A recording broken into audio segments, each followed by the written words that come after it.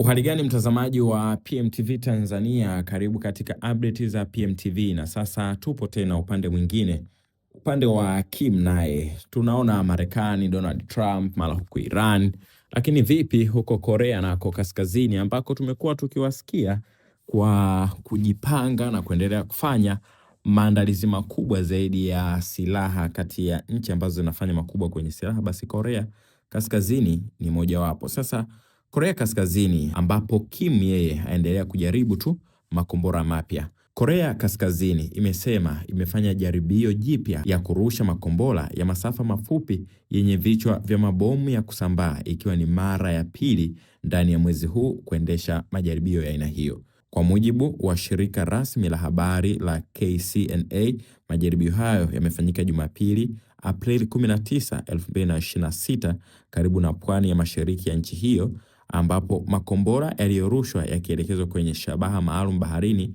huku yakidaiwa kufanikiwa kulenga malango yaliyokusudiwa.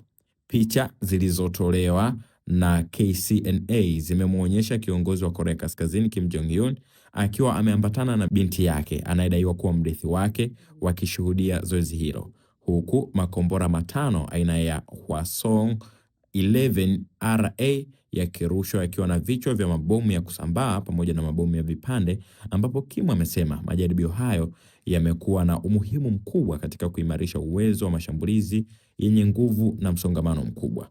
Mabomu ya kusambaa hutoa vipande vidogo vinavyosambaa katika eneo kubwa na kufanya kuwa vigumu kuyadhibiti, ambapo zaidi ya nchi 120 zimesaini mkataba wa kuyapiga marufuku, ingawa Korea Kaskazini haijajiunga na makubaliano hayo, huku majaribio haya yakiendelea kufanyika katika kipindi ambacho mvutano wa kisiasa na kijeshi unaendelea kuongezeka katika maeneo mbalimbali duniani ikiwemo Mashariki ya Kati, hali inayozua wasiwasi zaidi kuhusu usalama wa kimataifa. Nini maoni yako kwa hatua hizi ambazo Kim Jong Un amezidi kuzichukua kila mara? Yeye anafanya majaribio tu, huenda ipo siku majaribio anayoyafanya yakazaa matokeo ya kwenda kwenye uwanja wa mapigano. Hebu shiriki nasi hapo kwenye comment.